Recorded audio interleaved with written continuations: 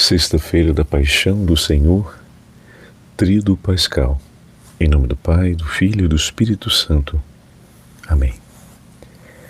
Amados irmãos e irmãs, desde a celebração da Ceia do Senhor, que ontem participamos ao cair da noite, acompanhamos nosso Senhor durante todo o seu percurso, até a crucifixão e morte, que se dará na memória desta Sexta-feira da Paixão.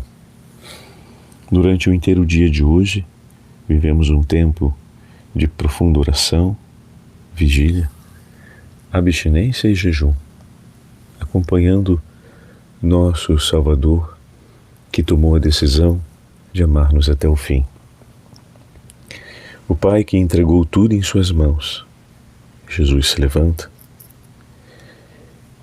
e avança diante dos discípulos, diante do mundo, para oferecer-lhes a salvação.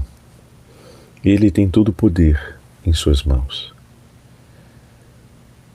mas não age com prepotência, nem com força, não quebra a cana rachada, não apaga o pavio que ainda fumega. Ele não veio para condenar, mas veio definitivamente para salvar. E o Senhor oferece todas as suas dores e sofrimentos pela salvação de todos nós.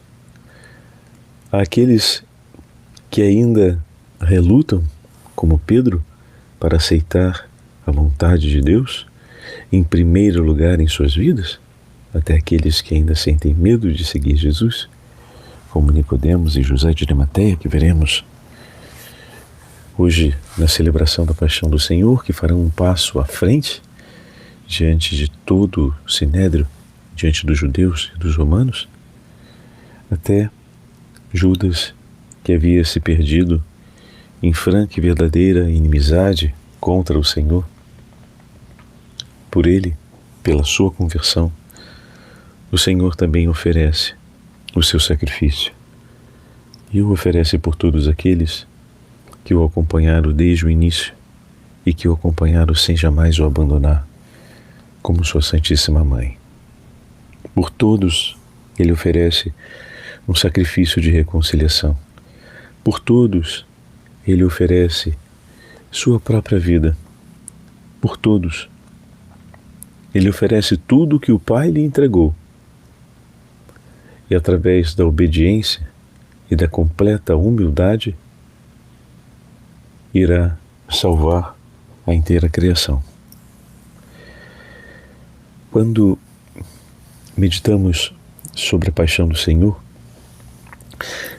podemos contar com a ajuda de alguns grandes santos dos primeiros séculos e do início da Idade Média, que nos trazem leituras e meditações espirituais de grande valor para esse momento. Hoje é um dia especial para nos dedicarmos à oração, à leitura do Evangelho de São João, especialmente do versículo 13 ao versículo 17, acompanhando a intimidade de Jesus com seus discípulos, as últimas palavras deixadas pelo Senhor e em seguida, quando o Senhor ingressa no tempo da paixão, que são os demais capítulos de São João, até a morte de nosso Senhor. São Narcés, patriarca armeno, irmão da Armênia, que nos traz uma palavra muito significativa, usando a imagem da árvore da cruz e a árvore do jardim do paraíso, vai nos apresentar uma relação com Jesus que nos faz meditar sobre a cruz do Senhor e sobre a sua entrega para ser crucificado.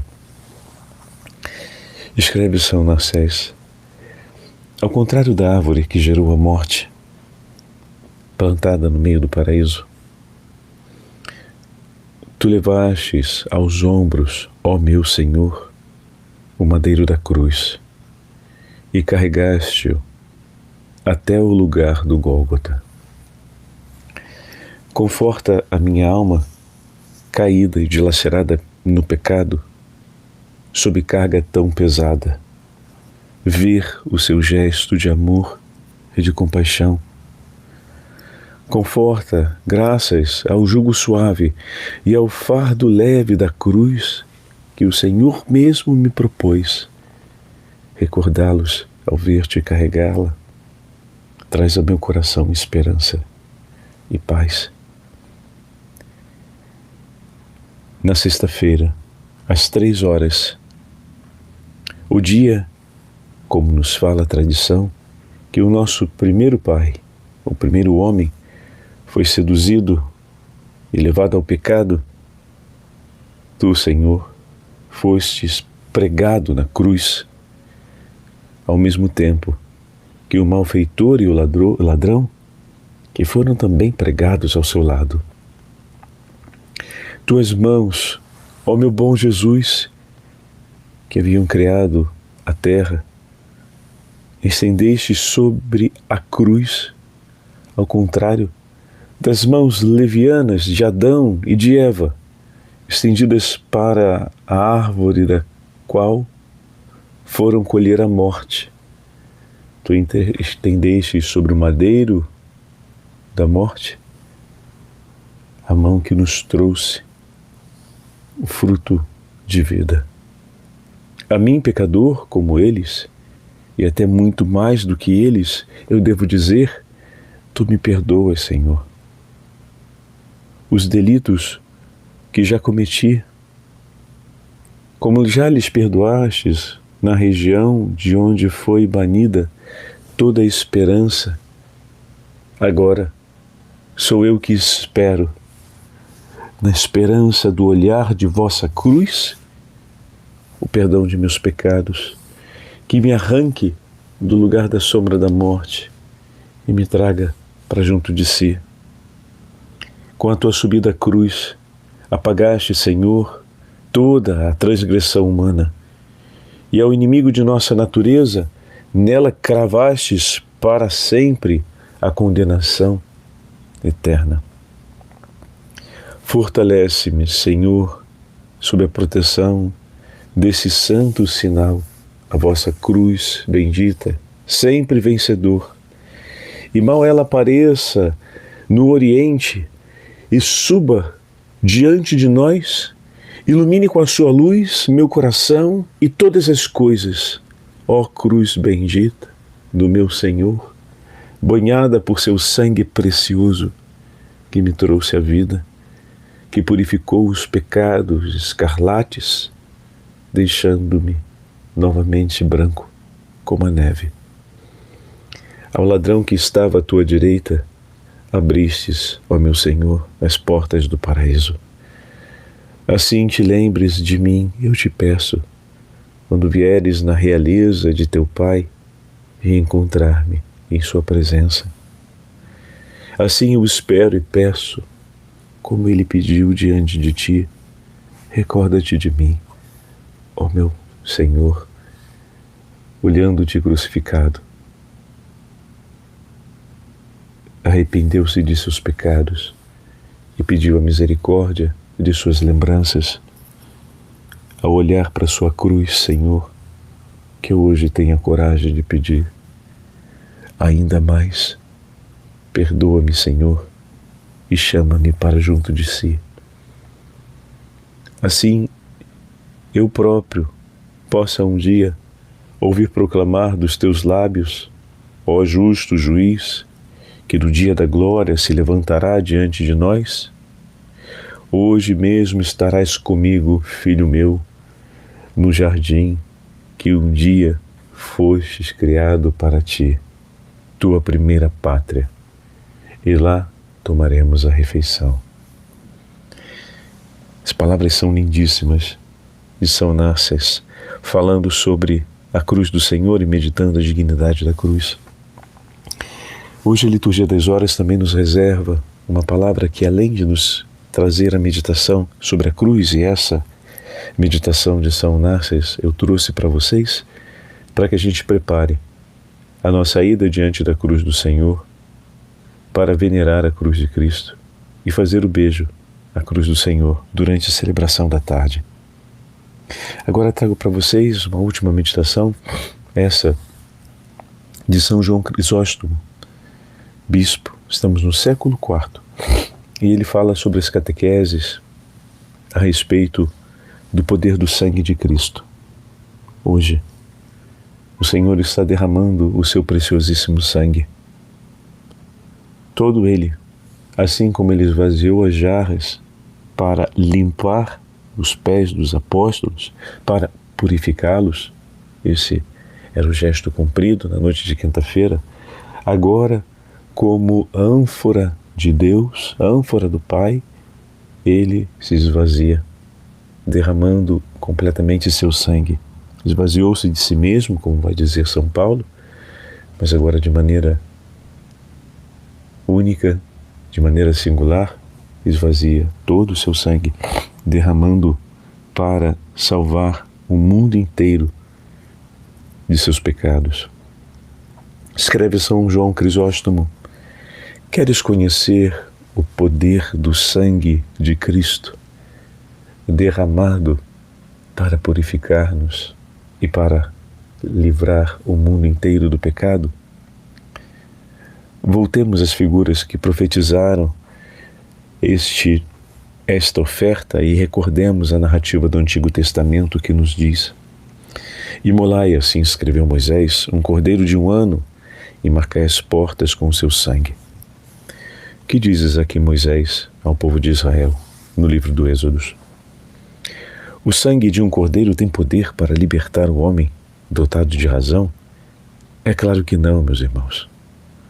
Não porque é sangue, mas por ser figura do sangue do Senhor. Por isso tem poder.